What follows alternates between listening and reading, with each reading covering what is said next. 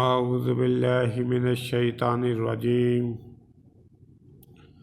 بسم اللہ الرحمن الرحیم السلام علیکم ورحمۃ اللہ وبرکاتہ۔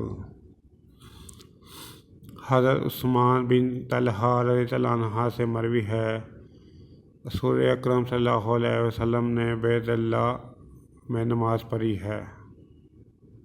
حضرت عثمان بن ازغاق رضی اللہ عنہ جمعے کے دن لوگوں کی گردنیں پھلانگنے والے یوں ہیں جیسے وہ آگ میں اپنی آنتیں گھسیٹ رہا ہو۔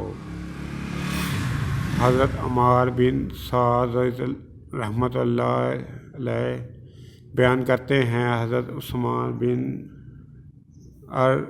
ازغاق رحمۃ اللہ جمعہ کے دن ہمارے پاس مسجد میں تشریف لائے۔ امام خطبہ دے رہے تھے، وہ آگے آنے کی بجائے مسجد میں پیچھے ہی بیٹھ گئے۔ ہم نے ان سے کہا، اللہ تعالیٰ آپ پر رحم کرے، اگر آپ ہم تک پہنچ جاتے تو یہ آپ کے لیے زیادہ نرمی کی بات ہوتی۔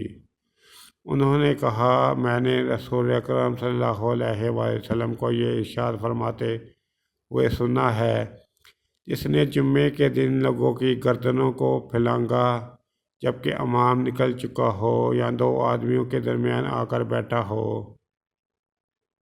وہ اس شخص کی طرح ہے جو اپنی آنتیں آگ میں گھسیٹ رہا ہے۔ دین کی بات پھیلانا صدقہ جاریہ ہے۔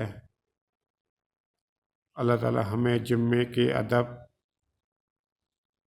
کو لحاظ رکھتے ہوئے جہاں جگہ مل جائے وہاں بیٹھنے کی توفیق بخشے۔